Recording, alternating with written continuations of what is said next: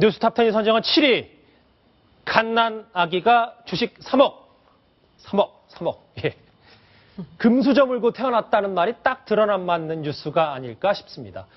100억 원이 넘는 상장사 주식을 보유하고 있는 만 12세 이하, 그러니까 초등학생이 무려 8명이나 우리나라에 있다고 합니다. 그 몇 년이 참 궁금합니다. 이동영 차장. 네. 몇 년이 정말 저도 궁금한데 100억이 넘는 어린아이들, 주식 갖고 있는 애들 누굽니까 도대체? 예, 가장 많은 그 고가의 주식을 확보하고 있는 어린이는 그 한미약품의 임성기 회장의 12살 난 손자인데요. 무려 주식 가치가 264억 4천만 원에 이르고 있습니다. 26억도 아니고요. 그죠? 예, 264억이고요. 자, 2위도 놀라운데요. 역시 임성기 회장의 손자 6명인데요. 7살, 8살, 9살, 11살 이렇게 모두 6명인데요. 각각 258억 3천만 원씩의 이 주식을 보유하고 있는 것으로 확인이 됐습니다. 자, 도대체 한미약품, 임성기 회장 이 회사는 어떤 이유 때문에 이렇게 된 건가요? 지금 주식 가치를 보니까 37만 원대를 최근에 이제 오르내리고 있는데요.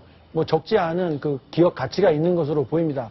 최근에 이제 신약 개발 이런 것들에 주력하면서 제약업계에서 좋은 평가를 얻고 있는 것으로 전해지고 있는데요. 예. 어쨌든 이렇게 그 나이 어린 손자들에게 거액의 주식을 물려줬다는 점에서 다시 한번 또 화제가 되고 있습니다.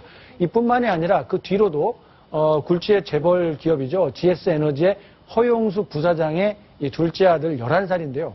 166억 2천만 원의 주식을 보유하고 있습니다. 자, 한번 다시 볼게요. 지금 허영수 부사장의 차남, 작은 아들이 11살, 166억, 그리고 서울제약의 황우성 회장의 아들 11세인데 이제 11살 공동 두 명이 있습니다. 50억 9천만 원. 자, 아까 한미약품 얘기를 좀 짚어봤었습니다. 류 교수님. 네. 제가 절대 배 아파서 그러는 건 아닌데요. 네. 이 사람들 증여세 문제 이런 거는 어떻게 되는 거예요? 절대 배 아파서 그런 건 아닙니다. 예. 부러워서죠.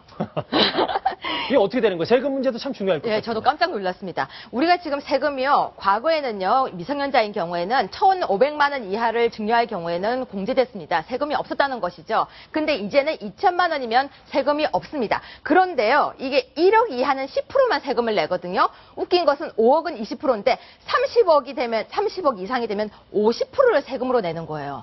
그렇다면 조금씩 나눠서 내면요, 세금이 굉장히 작아진다는 거죠. 그래서 짬짬이 증여란 이야기가 나옵니다. 세금은 냈을 건데요. 저걸 한꺼번에 그러면 증여를 했을 때는 세금이 엄청 낮겠죠. 그렇죠. 예를 들어서 264억을 한꺼번에 냈으면 적어도 132억을 세금으로 냈어야 되는데 안 냈겠죠. 조금씩.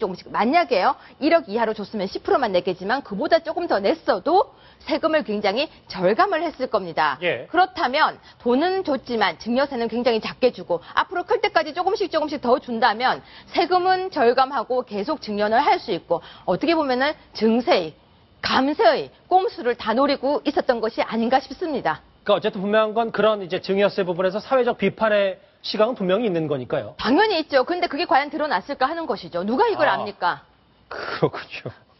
이도영 차장. 네. 사실 이게 어제 오늘의 얘기가 아니잖아요. 예전에도 이런 경우가 좀 심심치 않게 있지 않았습니까? 어땠어요? 그 예전에도 일부 재벌 그 기업 가풍인 것 같은데요. 이렇게 어린아이들에게 주식을 증여하는 몇몇 그룹들이 있어서 또 한번 세간의 입방에 오른 적이 있는데 좀 한 가지 좀 우리가 짚고 넘어가야 할 부분이 예. 이런 그 발표들이 자칫해서 반기업 정서로 몰고 가는 것은 아닌가 이런 것도 주의를 해야 됩니다. 그거는 또 피해야죠. 자, 왜냐하면 이 주식을 가지고 있고 기업을 자기 자식들에게 물려주고 싶은 마음이 있는 것도 현실이고 사실이거든요. 그런데 지금 유해 교수님이 지적해 주신 것처럼 주식이 일정 금액 이상으로 넘어갈 때는 50%라는 아주 상상 초월의 그 상속세 증여세가 붙잖아요. 그러다 보면 한 대만 건너가게 되면, 한 대, 두 대만 건너가게 되면 세금 때문에 도대체 가업을 물려줄 수 없다.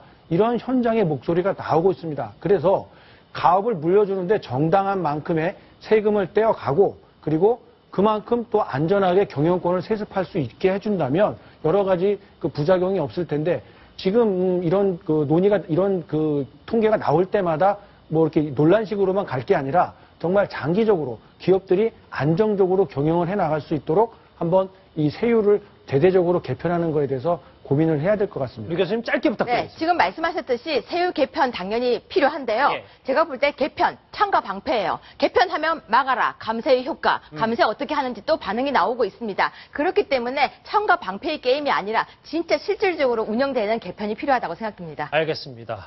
상장주 신망 100억 원대 이상을 갖고 있는 초등학생 8명 얘기까지 해봤습니다.